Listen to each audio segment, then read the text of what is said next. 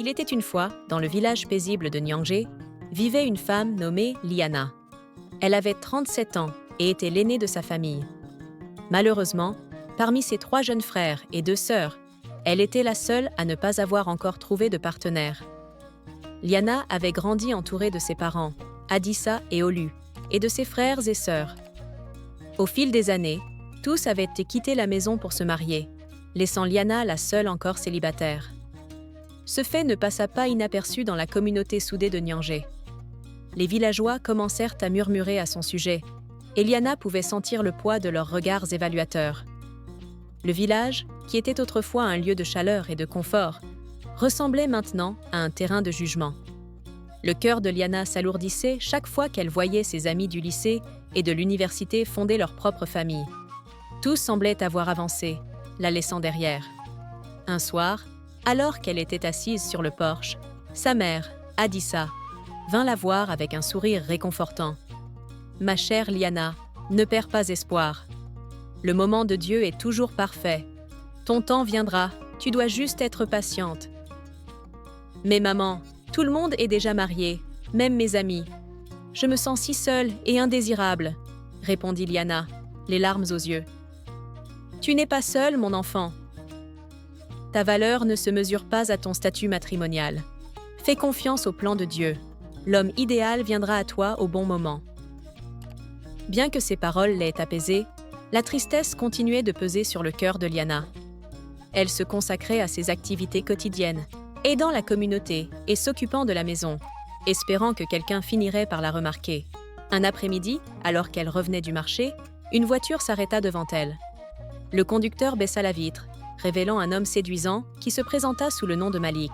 « Bonjour, je suis Malik. Je viens de revenir au village et je n'ai pas pu m'empêcher de remarquer votre grâce et votre beauté.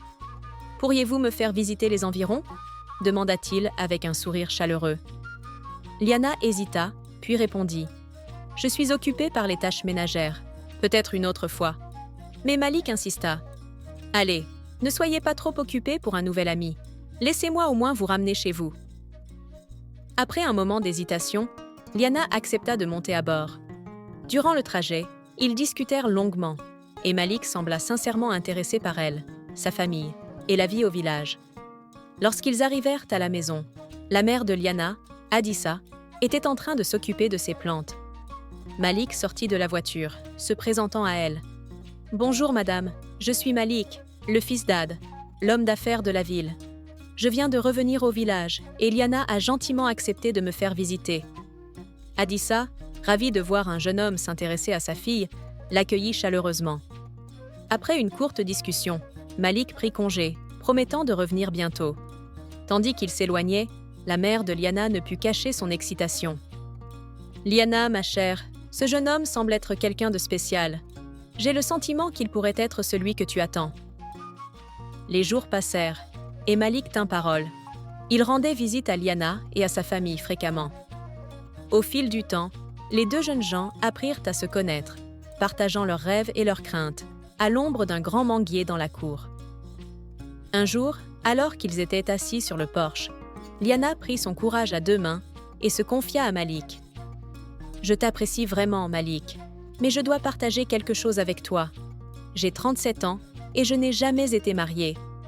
Les gens parlent dans le village et ça me fait mal. » Malik, touché par sa vulnérabilité, lui prit doucement la main et répondit « Liana, ton âge ou ton statut marital ne te définissent pas. Tu es une personne extraordinaire et je vois la beauté de ton cœur.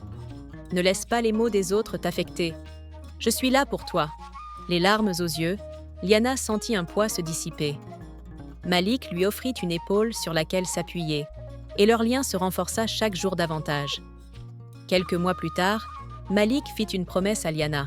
« Je vais t'emmener en ville et nous commencerons un nouveau chapitre ensemble. » Fidèle à sa parole, il prépara leur départ, remplissant le cœur de Liana d'espoir et d'excitation. Le jour avant leur départ, Malik proposa une promenade jusqu'à une colline près du village. Arrivés au sommet, ils admirèrent la vue ensemble. Malik se tourna vers Liana, le regard rempli d'affection. « Liana, depuis que je t'ai rencontrée, tu as transformé ma vie. Aujourd'hui, Je veux te poser une question importante. » Il sortit une bague de sa poche et demanda « Liana, veux-tu m'épouser ?» Les larmes de joie montèrent aux yeux de Liana et elle hocha la tête. « Oui, Malik, 1000 fois, oui !» Ils s'étreignirent sous le ciel coloré par le coucher du soleil, scellant leur engagement. Le lendemain, Liana décida de rendre visite à Malik chez lui. Lorsqu'il ouvrit la porte, un large sourire s'étala sur son visage. « Liana, entre, mon amour !» Ils passèrent la journée ensemble, cuisinant et riant, savourant chaque moment passé ensemble. Cependant, la vie prit un tournant inattendu lorsque Malik dut retourner en ville pour parler à ses parents. Il rassura Liana. « Je reviendrai pour toi, je te le promets. » Les jours se transformèrent en semaines, et Liana s'inquiéta de l'absence prolongée de Malik. Puis vint la nouvelle tragique. En tentant de le joindre, elle apprit que Malik avait été impliqué dans un accident de voiture mortel. Le cœur de Liana se brisa à cette annonce. Elle pleura la perte de l'homme qu'elle aimait. Puis, quelques mois plus tard, Liana se rendit compte qu'elle était enceinte. Malgré sa tristesse, elle accueillit cette vie avec amour, décidée à être forte pour son enfant. Le jour de la naissance, Liana se souvint d'un rêve dans lequel Malik était apparu, lui annonçant qu'un bébé arriverait, rempli de joie et de bénédictions. Elle mit au monde un petit garçon et le nomma Malik, en hommage à l'amour de sa vie. Quelques années plus tard, le père de Malik, Ade, arriva au village. Il avait reçu un rêve de son fils, lui demandant de remettre l'entreprise familiale à Liana et au petit Malik. Touchée, Liana accepta cette offre et se rendit en ville avec son fils. Elle devint directrice de l'entreprise, aidée par Ade, et créa une vie confortable pour elle et son fils. Liana décida de ne jamais se remarier, consacrant sa vie à l'amour qu'elle avait partagé avec Malik et à leur enfant. Le petit Malik grandit, entouré d'amour et de souvenirs. Liana, forte et résiliente, transforma sa douleur en une vie remplie de buts, entourée de ceux qu'elle aimait, en une vie de résilience et d'amour, nous enseignant que même face aux épreuves les plus difficiles, la force du cœur peut apporter des bénédictions inattendues. Les années passèrent, et le petit Malik grandit, devenant un adolescent curieux et passionné. Liana était fière de voir son fils développer un esprit brillant, toujours avide de découvrir le monde autour de lui. Ade, le grand-père de Malik, continuait de jouer un rôle important dans leur vie, offrant ses conseils et son soutien inestimable pour l'éducation du jeune garçon. Malik montrait un intérêt particulier pour l'entreprise familiale, passant souvent ses journées après l'école dans les bureaux, observant sa mère travailler. Liana voyait en lui le reflet de son père, non seulement par son apparence, mais aussi par son esprit entrepreneurial et sa détermination. Elle décida alors de lui transmettre peu à peu les connaissances nécessaires à la gestion de l'entreprise. Un jour, alors qu'ils travaillaient ensemble, Malik demanda à sa mère « Maman, pourquoi ne t'es-tu jamais remariée ?» Liana sourit doucement et répondit « Parce que l'amour que j'avais pour ton père était unique. Il m'a donné un merveilleux cadeau, toi, et je préfère consacrer ma vie à te voir grandir, entourée de l'amour qu'il m'a laissé. » Touché par les paroles de sa mère, Malik la prit dans ses bras. « Je te promets de toujours être là pour toi, maman, et de faire honneur à la mémoire de papa. » À mesure que Malik grandissait, il devint un jeune homme responsable, prêt à reprendre les rênes de l'entreprise. Liana, bien qu'ayant mené avec succès les affaires, savait qu'il était temps de laisser son fils prendre la tête et de suivre ses propres aspirations. Elle avait toujours rêvé de retourner à Nyangé pour aider la communauté qu'il avait vue grandir. Avec l'accord de son fils, Liana se prépara à revenir au village. Elle souhaitait créer un centre pour les jeunes, afin de leur offrir des opportunités d'apprentissage et de croissance. Le projet tenait particulièrement à cœur à Liana, car elle voulait redonner au village tout l'amour et le soutien qu'elle y avait trouvé, malgré les épreuves traversées. Le jour de son départ pour Nyangé, Malik organisa une petite cérémonie pour honorer sa mère. « Maman, aujourd'hui, je te rends hommage pour tout ce que tu as fait.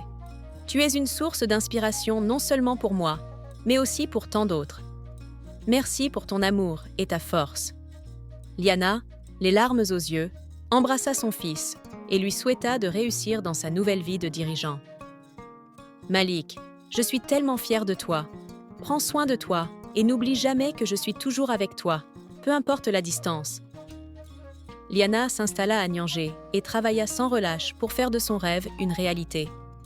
Le centre pour les jeunes devint rapidement un lieu de rassemblement, offrant des cours, des activités sportives et des ateliers artistiques. Les enfants et adolescents du village avaient enfin un endroit où apprendre, s'amuser et grandir dans un environnement positif. Malik, quant à lui, prospéra dans ses affaires, utilisant les valeurs que sa mère et son grand-père lui avaient transmises. Il visita souvent Nyangé pour voir sa mère, partageant avec elle les nouvelles de l'entreprise et les progrès de sa vie. Ensemble, ils continuèrent de bâtir un héritage d'amour, de force et de bienveillance. L'histoire de Liana et de Malik est celle de la persévérance, de l'amour inconditionnel et du courage face aux difficultés. Leur parcours montre que même dans les moments les plus sombres, il est possible de créer de la lumière et de transformer la douleur en espoir pour les générations futures.